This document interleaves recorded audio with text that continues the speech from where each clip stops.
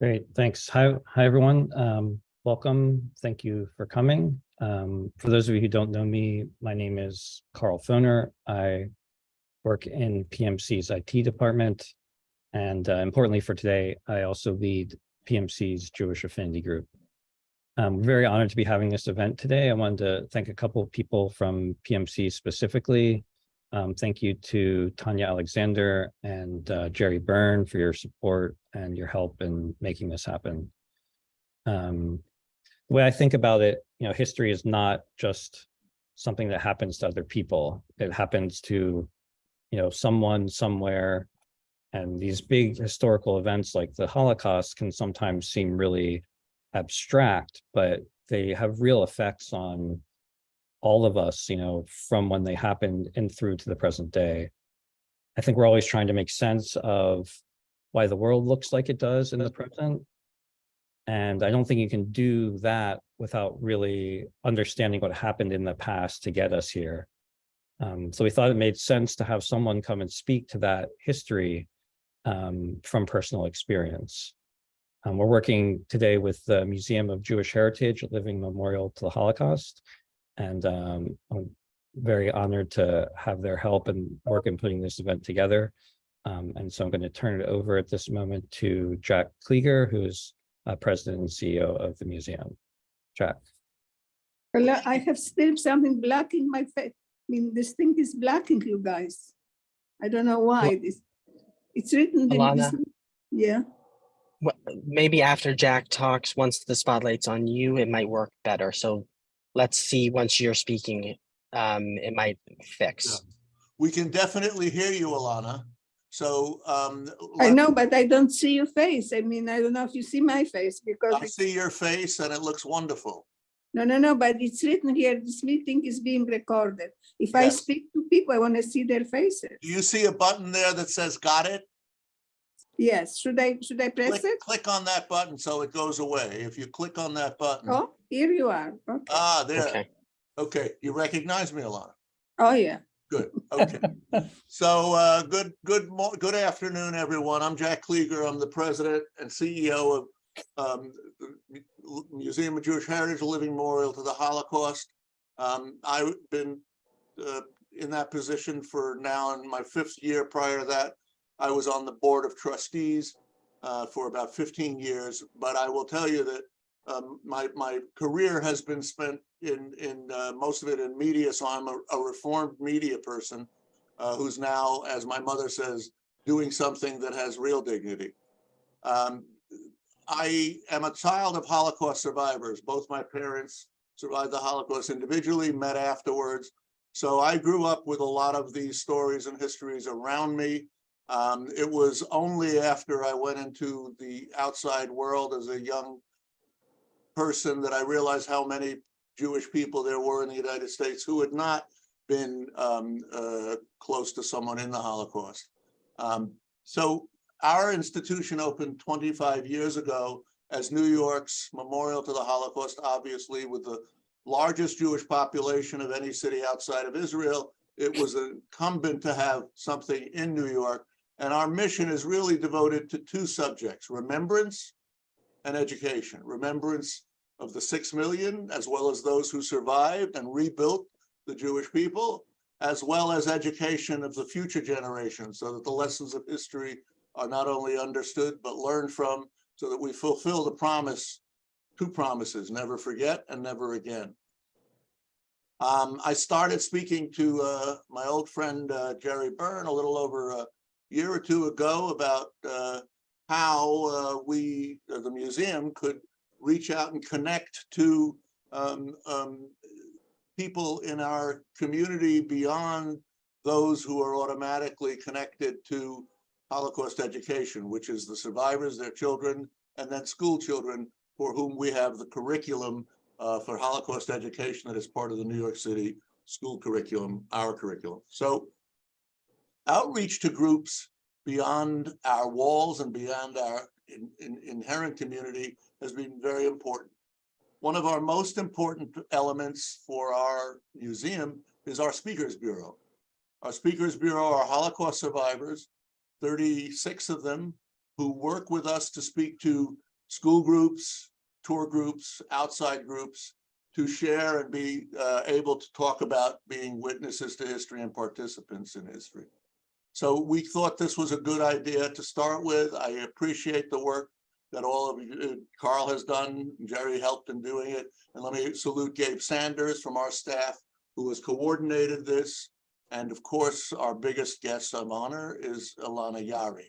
And I think Gabe will give you some introduction. And then I think the most important thing is for us to let Ilana speak about her life, her experiences, and still have some room at the end for people to ask questions. But I'm going to first just say thank you. I appreciate your joining, giving us your time, and being a part of our deal in terms of educating people.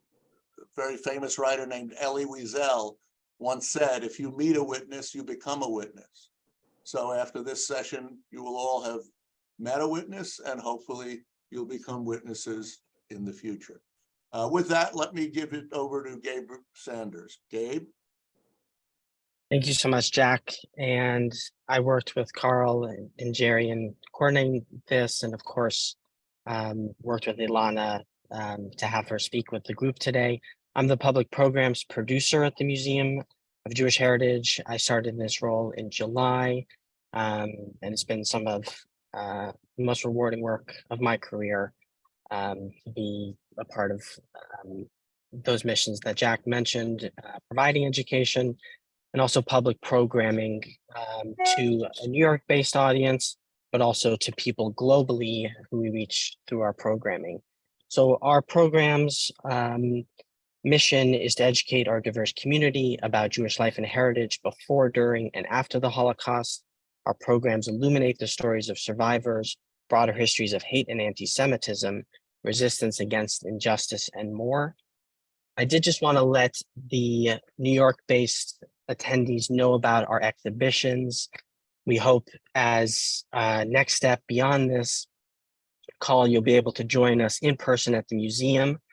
Our current core exhibition is called The Holocaust, What Hate Can Do, featuring over 1,250 objects from the museum's collection. It is a strong exhibition of a warning against hate and all that can breed. We also have an exhibition of photographs of 75 survivors that were photographed by Martin Scholler in commemoration of the 75th anniversary of the liberation of Auschwitz. That's called Survivors: Faces of Life After the Holocaust. And then we have a permanent exhibition, The Garden of Stones by Andy Goldsworthy. Those are all here at the moment. And this fall, we'll be opening an exhibition called Courage to Act, Rescue in Denmark. It's the museum's first exhibition for visitors elementary aged and older about the incredible story of the Danish rescue. And that is going to be a great entry point for younger people to learn about the Holocaust. Within the horrors of the Holocaust, it's a example of a country, Denmark, who saved 95% of the Jewish community. So for those I know who are based in LA, we hope you'll also be able to visit us. And there's information on our website about those exhibitions and our upcoming public programs that you'll be able to view virtually or come see at the museum if you're interested. I'm now going to introduce Ilana Yaari. Ilana was born in Warsaw, Poland as Halina Buchwald and spent 3 years in the Warsaw Ghetto as a child. Tragically, her mother and grandfather were deported to the Treblinka death camp. Her father worked outside the ghetto to try to find connections to freedom, and he would leave Ilana hiding in a coal box for safety. Through the efforts of a Jewish policeman, Ilana was spared deportation and was later smuggled out of the ghetto by her loving nanny. After the war, Ilana immigrated to Israel and served in the Israeli army. She later moved to the United States and joined the staff of a technology company. She currently works as the VP of Customer Relations at Cortel Technologies. Ilana has 2 sons and 5 grandchildren, and I was fortunate enough to meet her family. Ilana spoke at the annual Gathering of Remembrance, not this Sunday, but the previous Sunday, and it was one of the great honors of my life to get to meet her. family and to meet Ilana in person, so I'm especially grateful to have her here with us. I'm so pleased to introduce Ilana, and after she speaks, we will have some time for questions.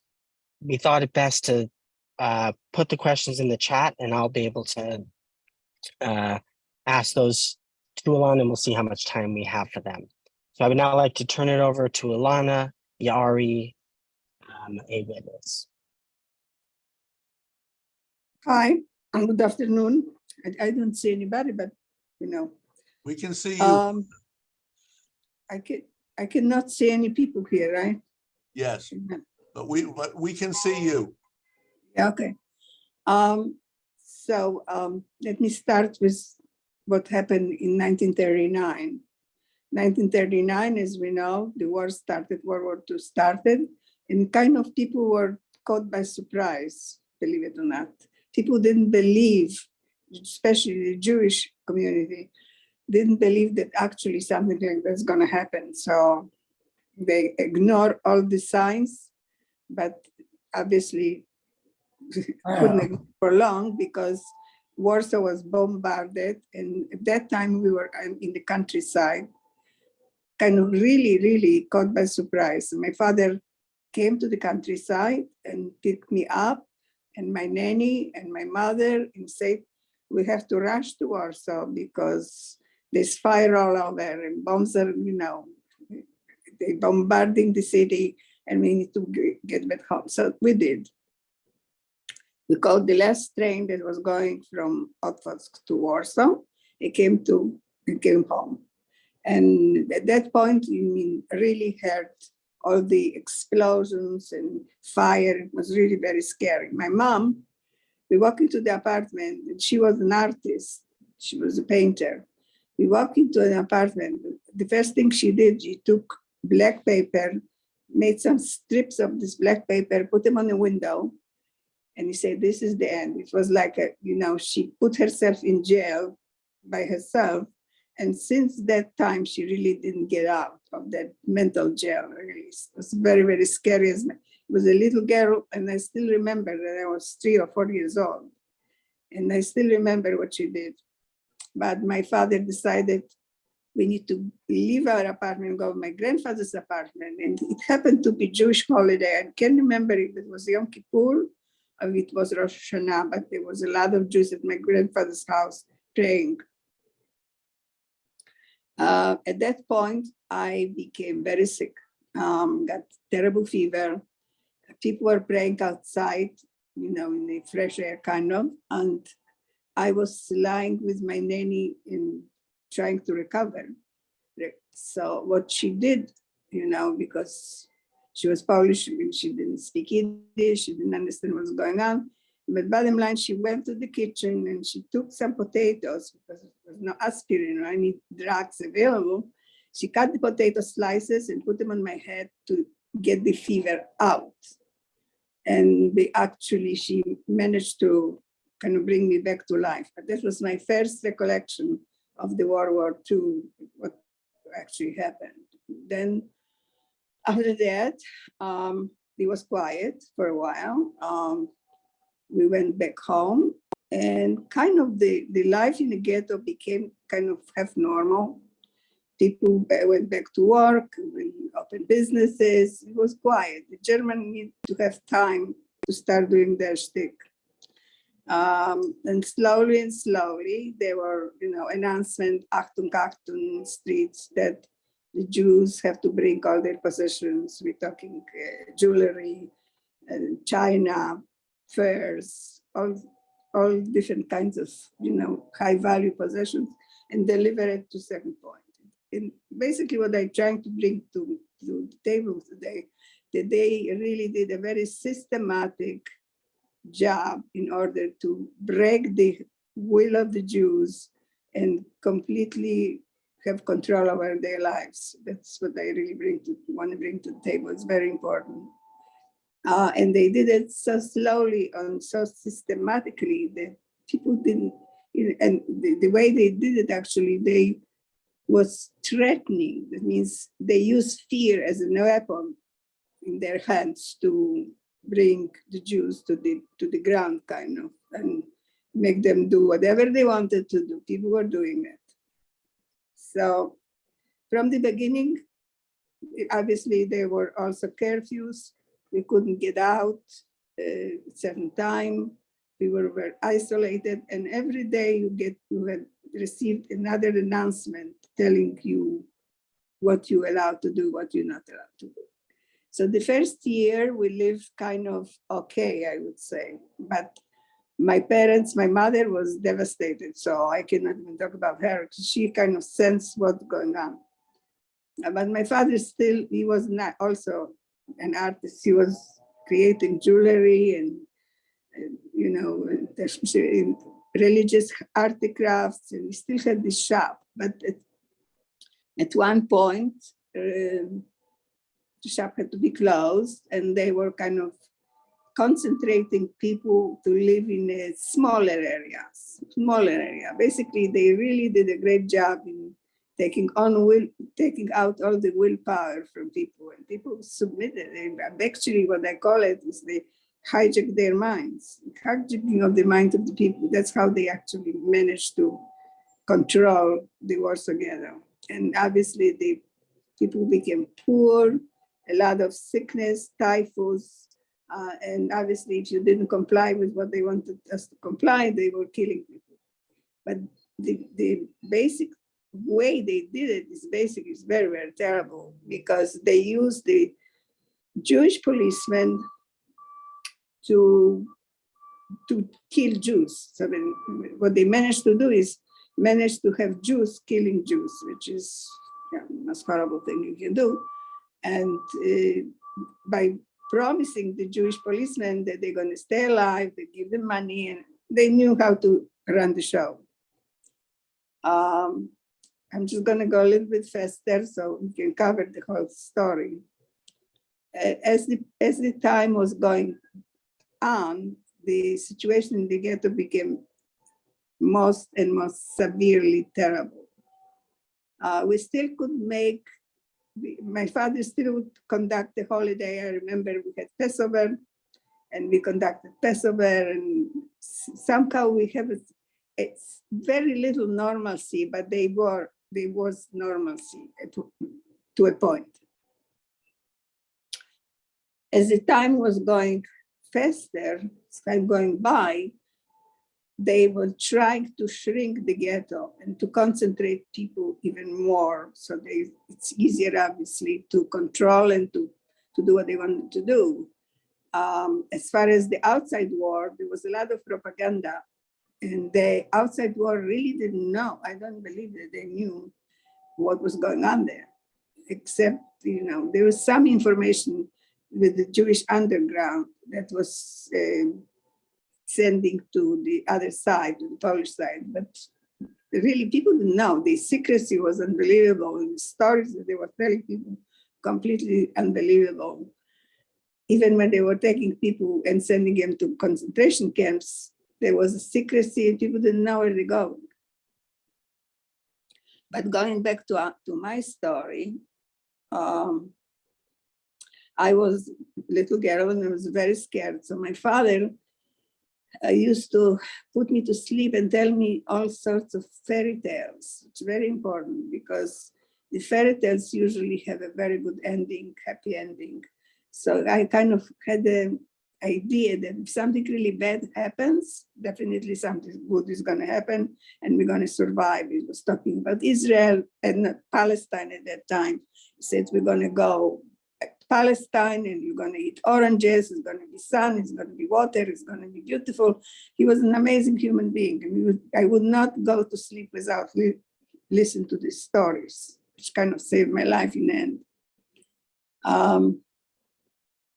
As I said before, the situation was getting worse by the minute. People had to deliver all their goods every day. Was another announcement, and slowly, they knew how to really conquer the mind of the people, what they call it, hijacking of the minds.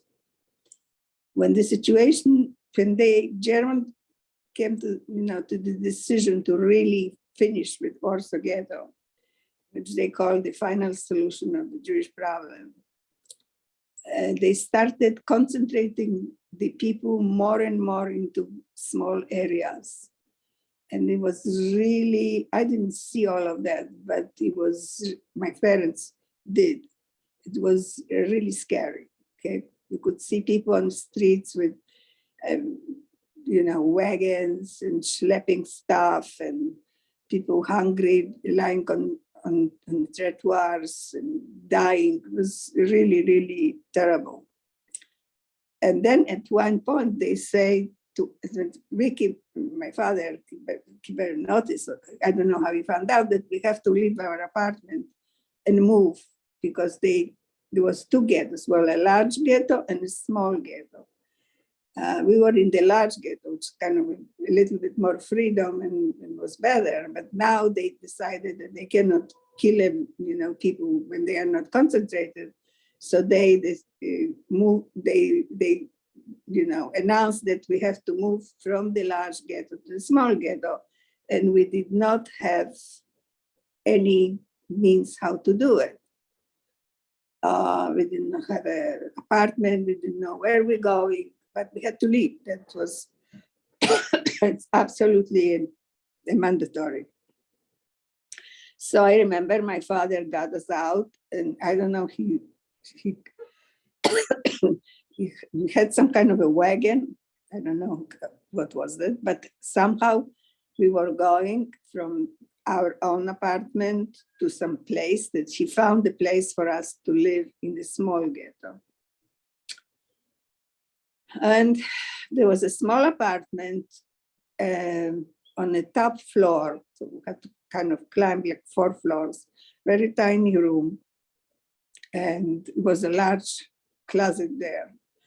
And that closet was very helpful, because when they were starting looking for people, we actually were hiding in the closet or behind the closet. Now I'm going to this situation that's become really, really bad. I mean, the situation that Germany decided to finish with the Warsaw Ghetto, to finish with the Jews there, and what they call a final solution to the Jewish problem. So every day they went to the Jewish Judenrat. The head of the Judenrat, his name was Chernyakov, and demanded certain amount of people to be sent to Umschlagplatz, which is the station from where the trains were going to Treblinka. And he actually asked the Jews to send Jews to die. It was horrible. But they had developed a system incredible. They would be productive in different areas. They would be unbelievable, but they were very productive in killing people. So and they was very secretive. So people didn't know where they're going. They were telling people that they're going on vacation. They're telling people that they're going to workplace in some other area. Situation became really bad. Now, my mom was very, very depressed. Again, she was not herself at all. But when she saw the situation, she kind of decided that it's probably safe for her to go to work for the German more than my father, because they were killing the men. So which was not right, but she decided that she's going to volunteer and go to one of the shops that were sewing clothes. And not that she knew how to do it. She was an artist, but she volunteered to go there with her sister.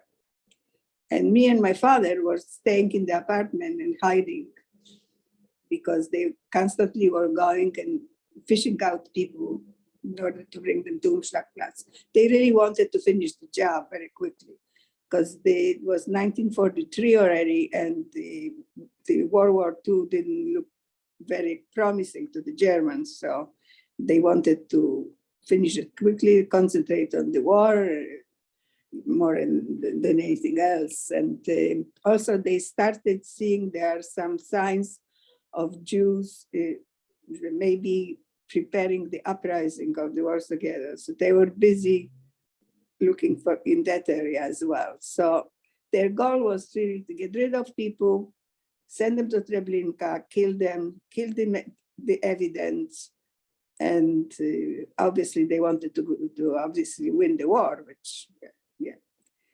Now what happens to us? Mom went to work with her sister to the German shop, but she was not a good worker. The woman was an artist. She didn't know how to sew the garments for the military garments for the German. So what they were doing in those places, they organized what they call a selection. There were people in roundups, basically, they call it roundups. They were bringing people out into the street, to the place. And then they were looking at them, and the one that they felt that they can still work, they would leave, move them to the right. And the one that they felt that they cannot work and they're not productive, they would tell them to go to the left. And guess what? They sent my mother to the left and her sister to the right. When my father was waiting for him to come home, look through the window, he didn't see my mother. So right on, we saw the sister. So he knew, he absolutely knew what happened. That was a very, very sad night. And he knew that my mother is being deported to a concentration camp, Treblinka. I don't know if he knew the details, but he knew that she's not going to a good place, for sure. He knew that she's going to be shot or dead or burned or whatever the story is. And I do remember the night very clearly. Now as I'm speaking to you, he held me in his arms crying, and he said to me like that. And I was 6 years old, I believe. Yeah. And he was saying, we have to get out from this place. I said, okay, how are we going to get out? So it was, there was walls all of them. We were well squeezed. And my father said, well, there's only one way. If I will go and volunteer to a German to work on the other side of the ghetto, basically what they're doing there, they collecting the dead people and burning them, I believe. That's what he was supposed to do. But he said, this is the only way. If I can get out of this ghetto, maybe I will be able to meet somebody. The Polish people, my name is family, maybe somebody is looking for us. The only way that we can create a contact to the outside world. So I said, okay, you're gonna go, what am I gonna do? What's gonna happen with me? He said, don't worry, my child, there is a box here to call. I'm gonna take the call out. I'm gonna put you in this box and you're going to sit there until I come back. If they come, because they were actually searching in every apartment, it was going around and looking for Jews. There was the less, effort of the German to get rid of the Jews. So they, with the Jewish police, so they were searching every place, walking to apartments, looking everywhere, wherever they could find, they would grab, and they were obviously sending him to Umschlagplatz, to be sent to Treblinka. So my father told me, you're going to sit in that box and you're not going to move because they're going to walk in here and you're not going to breathe. And he made the apartment look like an abandoned place. He opened pillows, he put feathers on the floor. He put me in the box, and then he took dirty dishes and put on top of the box. And some water was running there as well, and give me a little bit, tiny little bit way to breathe. Okay. And he left and the doors were open. He left the apartment completely open, like to demonstrate that the apartment is abandoned. I was sitting in this box and completely frozen because first of all, it was cold. It was like in September. It was already cold in Poland, in Warsaw. And I had a little tiny just way to breathe, that's all. He put dirty dishes, water on that. He really made it look like it's completely empty. And he also took some pillows and threw the pillows on the floor and opened the feathers and left the door open, didn't lock the apartment, and left the windows open, and it was cold. And I was sitting in that like a little mouse. And obviously they came in. The German walked in with the Jewish police, walk around, and they had these heavy boots, and I could hear them walking, but I knew be quiet. So they were there, look around, open the windows, open the closets, and walked to the kitchen, walked to the kitchen, we're out of the kitchen, and I heard the boots, and they left. They actually didn't open the box. I was frozen in this box, okay? That's what we call in science superposition. You don't know if you're dead or if you're alive, you really don't. You're completely frozen, mentally and physically. My father came back. And I said to him very simply, and I was 6 years old, I said, I am not sitting in this box anymore. Understood?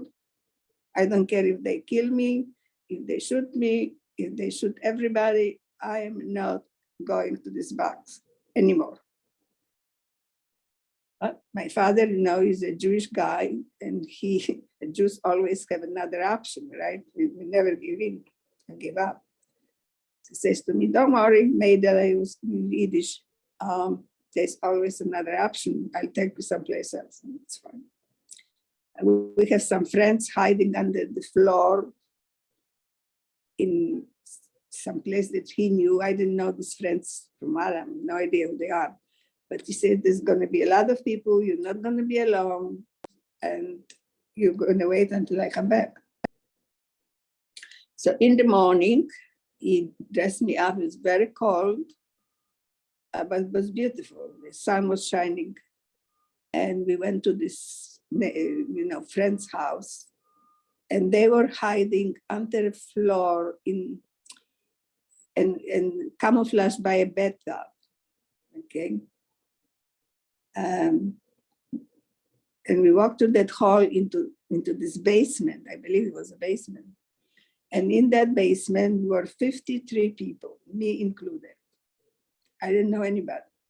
There were people's children, babies, all sorts of people. I found myself a little corner, was sitting there, and they, somebody moved that bathtub and closed the hall, and was sitting there. In the meantime, on the street, many people didn't even walk on the streets anymore because they were afraid they're going to be shot or taken to Umschlagplatz to be sent to Treblinka. But there was a Jew wandering in the streets. Either he was drunk or he didn't know what he was doing, but he's kind of wandering in the streets, and he was caught by the Jewish police, the SS, and he knew that they're going to kill him. So he said, well, if you won't kill me, I'll show you where 53 people are hiding. And obviously they took the offer, and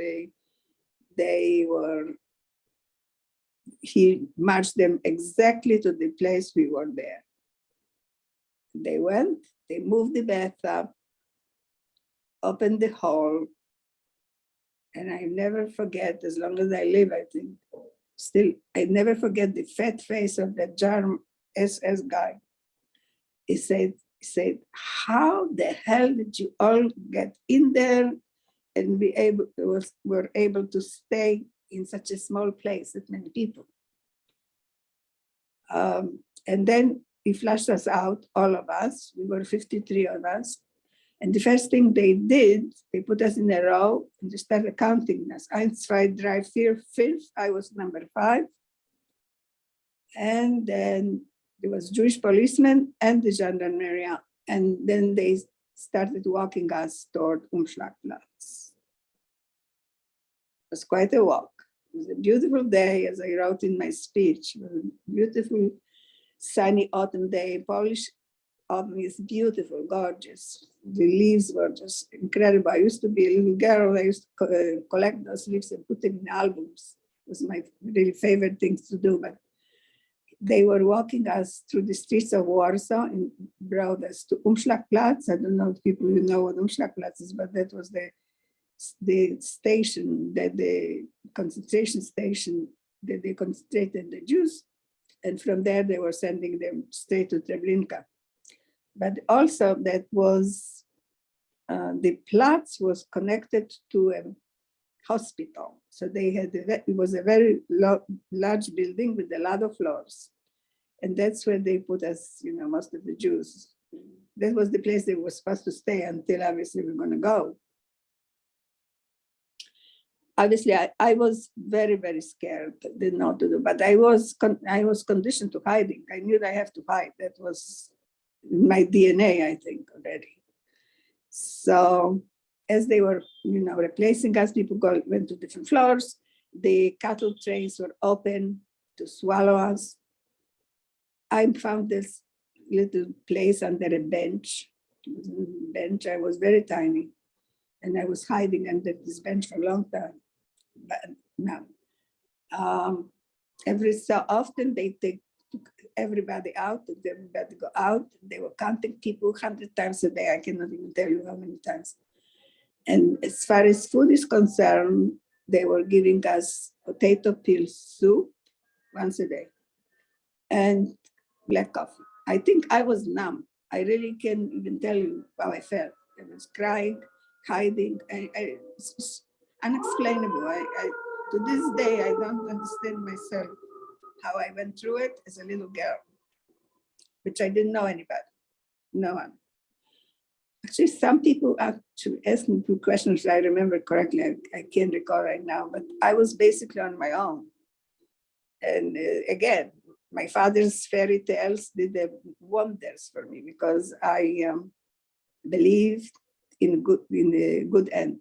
That was something that kept me going. I was 6 years old, and I believed that if it's a witch or a Snow White or some other witch, in the end, the witch is gone and everything is great. So I believe that this is going to end, and I believe I'm going to be alive.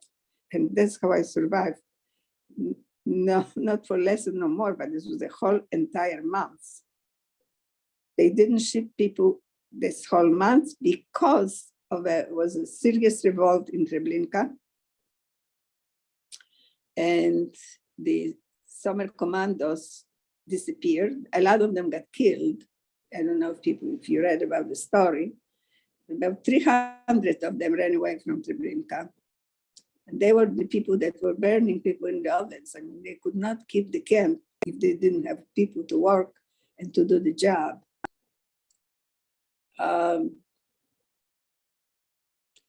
So usually they were shipping people from Umschlagplatz to Treblinka every 3 days, 2 days, were the transport going there. Obviously, arriving to Treblinka, you arrive straight to the ovens, basically, washing, gassing, and go to the ovens. Well, we did not go to Treblinka because there was not Treblinka anymore. There was no summer commando, no people that can burn the people that's coming in. The World War II was kind of moving on, not to the good to the German, I mean. And the Warsaw Ghetto uprising was kind of brewing. So they really have their hands full to make sure to cover the evidence. They were very concerned about the world is going to know what's going on. And they were experts if to showing the world a different picture that was there actually happening. In the meantime, my father was looking for ways to save me. There was a way. I didn't know until maybe I came to the United States. I had no idea. But there was a way to get the people out if you pay money. Germans were taking bribes. So the Jewish policemen were taking bribes. So you had to find the right person to look for some rescue. Happened to be that my father knew a person. His name is Shepsel Rotholz, very famous boxer, Jewish boxer. that became a Jewish policeman. And they were friends from before the war, I believe. And I'm not exactly sure 100%, but he knew him and he knew my father. And I believe, I don't know, but I assume that my dad gave him, because he had a lot of, artsy, schmartsy work that he did, and jewelry and money, and he must have given this man a lot of money. He told him, and you go and you save my daughter. So one night, this guy appears in the clothes, the mundur of the Jewish policeman, huge guy. I didn't remember him. I didn't know who he was. But he knew me because he came straight to me and he brought me sugar cubes. And he said, this is those cubes you're going to eat because you need to eat them. I said, and who gave you the sugar cubes? He said, your father. Your father is sending you sugar cubes. And you have to be patient because I'm going to get you out of this place, but don't talk to anyone, to anybody. Well, there was some hope and there were sugar cubes, which, was very, very good. So he left. And obviously he had the police mundur in the clothes of the kind of very nice looking. And I said, this is my prince. He's coming. This is the fairy tale. He's going to come and save me from the switches place. And 2 days after, he reappeared in the evening. He had was wearing huge coat, Chanel coat, from top to bottom floor. And he told me to go under the coat. And I was so little, I'm little anyway, but I was almost invisible, I think. And we're going to go out. I'm going to bring you to your father.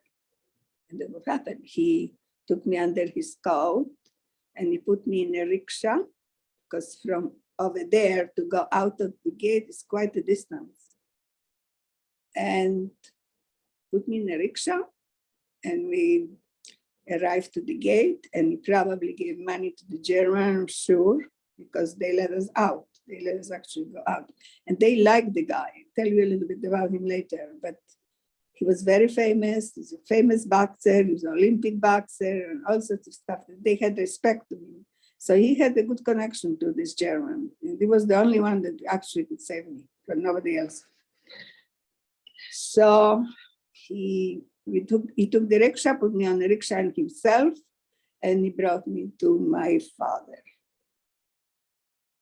When I came, my father actually wasn't there, but it was my grandfather's house, my uncle's house. I had my eyes closed. I refused to open my eyes, period, because I didn't want to. I believe that I'm in a good place and I didn't want to be disappointed that I'm still an Umschlagplatz. You have to understand, I was a 6-year-old child. My dad came and he said, this is me. He called me my sweet name, Halusha. He said, it's me, open your eyes. Open your eyes. Well, it took about, I think, good 45 minutes, maybe more, until I actually agreed to open my eyes. But when I opened my eyes, I not only saw my father, but I saw my nanny. Polish nanny was my Polish nanny was there. Her name is Maria Popinska. For me, she is my Mary Poppins for the rest of my life. That woman took a Jewish, the Jewish band, you call it the Jewish star bandana, or then call it, put it on her arm and smuggled her safe from the Yaari side to the Jewish side. She had connection with my father. Somehow they connected, no idea how. And she came to pick me up. Okay, that's what happened. So now we have to separate me and my dad. It was the most traumatic things in my life I can remember, because I knew in my heart that I'm never going to see him again. I knew that. But obviously he told me different. I'm going to get out. And you gave me actually 3 souvenirs. The stuff that he actually made was the fountain pen that he made for my father, a silver fountain pen that he made for my mother. And he gave me a ring, which I had for many, many years. I lost it, and a wristwatch. He said, "Why are you giving it to me?" He said, "Well, you need a wristwatch because I'm going to tell you when we're going to meet. So you have to know what time. You have to know. And you need the pen so you can write me where you are. And you have a ring. So my one day you're going to get married. You're going to have just nonsense like that. But I really cherish these 3 things for the rest of my life. Then they somehow they got lost. So I took those little 3 gifts. And he said, "Don't worry, because I'm going to see you for sure." And my unbelievable and incredible Mary Poppins took me by the hand early in the morning. There must be money given to the gendarme that stood in the gate. I'm sure that the policeman, Jewish policeman, arranged all of that. How can you get out of Warsaw together? Impossible. I didn't know the details, but we went out in the early morning. It was really dark. And started running up. And I tell you, the first time we really feel fresh air, it's just incredible feeling. I remember it to this day. So I was crying because I said, "Well, I'm not going to see my dad." She said, "No, don't worry. You're going to see your father. He's going to come after you. We're going to save him as well." You know. And that's it. And she took me out, and we actually ran. I just don't know to this day, how did we possibly run that far? Because from the area that we got out, we actually ran to the Polish family of hers on Grochów. It's not clear to me how this all happened, but we didn't go. We definitely did it by foot. And me as a Jewish girl, and I was so sick. I was almost bones and skins and all sorts of stuff. I cannot even describe to you how I look. I probably would never look in the mirror with myself. And she brought me to the family. They asked me what, and I said, "I want to eat." I was hungry. And he said, "What is that you want to eat?" And I said, "I want to have a roll with butter, ham, and hot cocoa." That's what I wanted. And that's what I got. And I don't know if I should tell you more about it, or you just don't want to hear anymore. Hello, anybody here? I just Yes. wanted to say, Ilana, how did the war end for you? Where were you at the end of the war? Well, I can hear you. I'm sorry. I'm sorry? What do you want to know? Because Well, there's another whole story on the other side. what happened? How did you wind up ending the war? Where were you at the end of the war? Oh, okay. So we went to the other side, and my father had connection because he was in also the Jewish underground, Jewish connection with people. So she knew, my nanny knew to whom to connect on the other side. Huh? There was an amazing woman, which is also one of the richest among nations. It was the Helena Nagorzewska, and she was the connection. I mean, she had the money from my father. I have no idea how it happened, but we stayed sometimes in Grochów, which is a little bit outskirts of Warsaw, with Marysia's family, unbelievable people, also righteous among nations. They took me. They all lived in one room. It was 6 people, but they took me, and it was just incredible people. I cannot beginning and ending to talk to you about these people, but there's not such a people existing. We were 6 people on a tiny little room, and I was there, and I mean, I'm not going to go to the whole history because it's another talk for 3 hours. But Ilana, one question. yes, Your father. yeah, my father. Okay, I'll tell you about that one. My father was still working for the German outside of the ghetto. After the ghetto was destroyed, they were still having people cleaning the evidence, and my father was one of them. So he actually survived. I think he was connected to Mila 18, if I recall correctly. Right. Because he knew the people. Yeah, he knew Antec, he knew all of them. But yeah, but he didn't survive. I mean, and then he took him to working to a workplace, we call it working camp. Yeah, Coventry, and outside of Warsaw. And they used these people that survived the Warsaw Ghetto uprising to do some work, to cleaning the stuff that they mess, cleaning dead people. That's what they did. And did you So he ever was see there. him? Did you Yeah, he ever was see there your quite a father? while. I'm sorry, what? Did you ever see him again? No, I did not. Because what they did, actually, my nanny wanted to save him. It's a whole another story. We're not going to go through it. It's a big story. And unfortunately, she couldn't because, you know, after they clean every day, they killed them. They simply killed them. So, Ilana, I think this story is so powerful in itself, as many of the people might know. After the war, you wound up going to Israel, where you were in. No, well, before that, I must tell you one thing. Go ahead. Because, okay. After the war, I was with the Polish. This is important to know because I really want to emphasize what these Polish people did for me. That's pretty incredible. I still was with the Polish people, with her and whatever.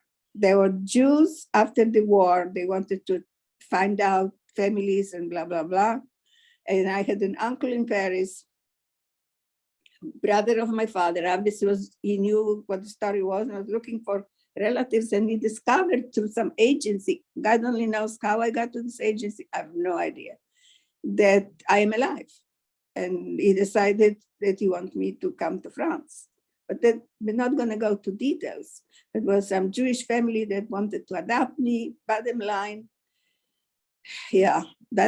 this Jewish, very wealthy family in Warsaw, they lost their child in Auschwitz, and they wanted another girl, and somehow through Jewish agency, they found me. Don't ask me how, I have no idea. And I told them, forget it. I have one mother, this is my nanny, and not going anywhere, I don't care. I was with no shoes, with no clothes, but I was happy with her. She's my mother. She saved my life. She raised me from the day I was born. I'm not going to anywhere. But I'm telling you this for a reason. And so they said, well, so they knew they have to buy me out. So they invited us for dinner because I didn't have shoes. We were very, very, very, very poor. So he said, no, we'll invite you and the nanny for dinner. These are very wealthy people. Okay, so my nanny said, why? We can have a good dinner, let's go. So we did. We're coming to this place. It's a gorgeous, beautiful place in Prague. The door is open. There's a piano there, and there's a table with food all over the place. It's just unbelievable. And there's a man sitting in the corner there. Walk into this place with no shoes. And he took one look at me and he said the following: I saved a little girl that has such a beautiful eyes like this one. And that was the policeman. Whoa, whoa. Okay. Whoa. Yeah. His Unbelievable. name is Shepsu Rotholz, very famous boxer. Huh. But I'm not going to tell you all the details, but only one detail. After whatever happened there, doesn't matter, it was obviously crazy. I mean, can you imagine? I mean, if you can imagine your imagination, so try to imagine what happened. He said, a girl with such beautiful blue eyes, I remember, I saved her life. Wow.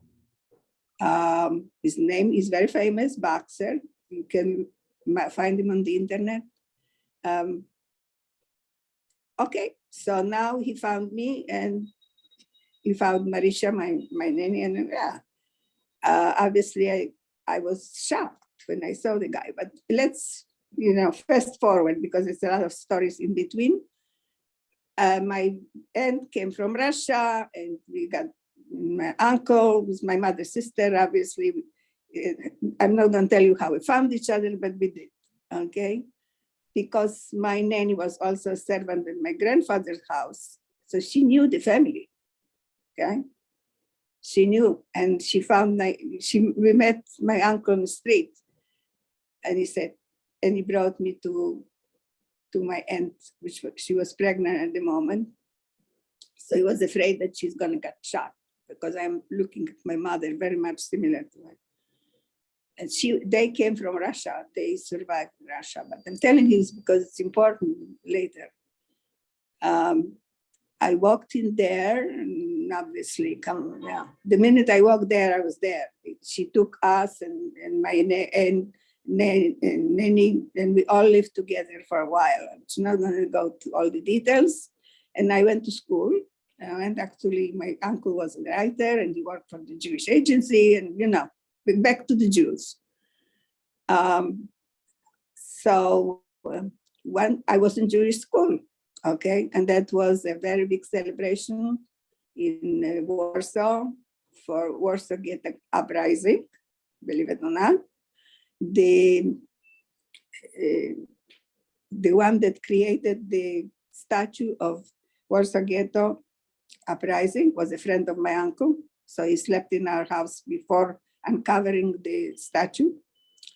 His name was Rappaport. I was already in school, and everything was beautiful and wonderful. And I knew a little Hebrew and a little Yiddish. Well. One day we're getting a letter from the courts, from the Jewish honor courts. That Ratholz, this policeman, gave my name to be his witness in the trial. His defense witness. I was 10 years old. Okay. This is after the war. Mm-hmm. Very famous. Did you testify him? Oh, yeah. And did he get off? I testified was the most dramatic things I ever did in my life because I didn't know how to testify, good or bad, because it was horrible. I mean, at that time I knew who he really was. He was killing Jews, he was doing terrible things, okay? So my conscience was, even though I was young, but I was pretty smart at the time, I think.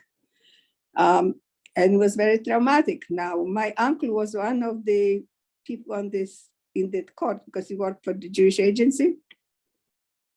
He was the secretary at the trial when they brought me to testify. There was 50 people testifying against Ratholz, and it was only 2 or 3 was in defense. Now, you tell me, what do little girl like me was supposed to do? Okay, obviously I told the truth. Right. I was his defense witness, right? He was horrible. He was killing people, beating people, a terrible past.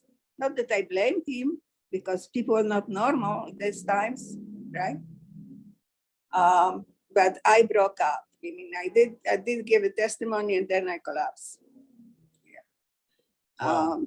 Yeah. Ilana, since we're at 4 o'clock, so I know people are going to have to head out.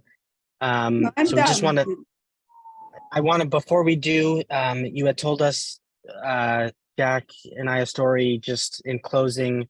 We know that you were in the Israeli army and there's something very special happening today That's unimportant.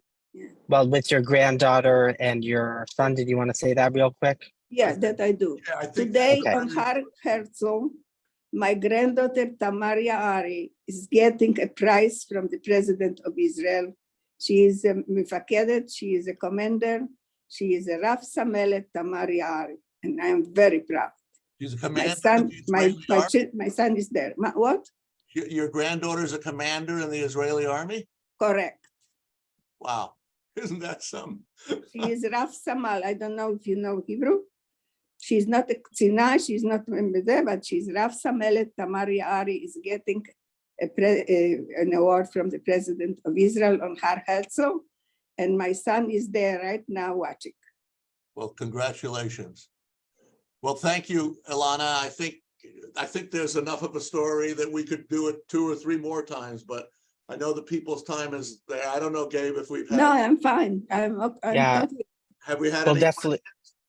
We had just one, but I know people do need to get going. So if people can stay, we can maybe ask them. But I wanted to just say that, Ilana, we're so grateful to hear from you, that you shared your story. I know it's never easy to hear from a witness, but it's so important that we do. And I know that everyone on this call today is better because we've heard your story. Since I assume people do need to get on to the next things, Carl, I just wanted to ask you if you had any closing remarks for the group before people who do need to leave head off to their next meeting.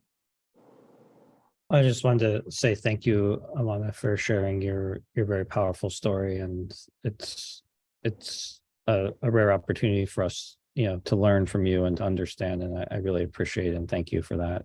You're welcome. Thank you, everyone. Jerry, thank you. Carl, thank you. Thank you to the staff. And we hope this has been, I won't say the word entertaining, but I think it's been valuable and informative. And we will do more going forward with your group. We'd love to have you come down and see the institution and see our exhibitions and see what we do. So thank you. Jerry, anything you want to add or? Yeah, I would add emphatically just, Ilana, thank you. It's been riveting, and what you have experienced and how you've explained it to all of us. I can't thank you enough for sharing and for taking the time today. So thank you. And thank you, Jack and Carl. Thank you. Great. Good to Thank see you all so Thank you much. so much. Ilana Hashakoyach, thank you very much. Thank you, Ilana. Well, I tell you one thing, it was very difficult for me to speak because I didn't see anybody. I'm Yeah. speaking to a wall, which is kind of difficult, okay? You did great. You did great. Yeah. Well, thank you so much, everyone. We'll see you Thank soon, and we'll get connected with the group more. Carl, thanks again for organizing. Ilana, thank you so much. Bye-bye. You're everyone. welcome. Thank Have you. a good afternoon. Thank Okay. you. Thank you. Bye.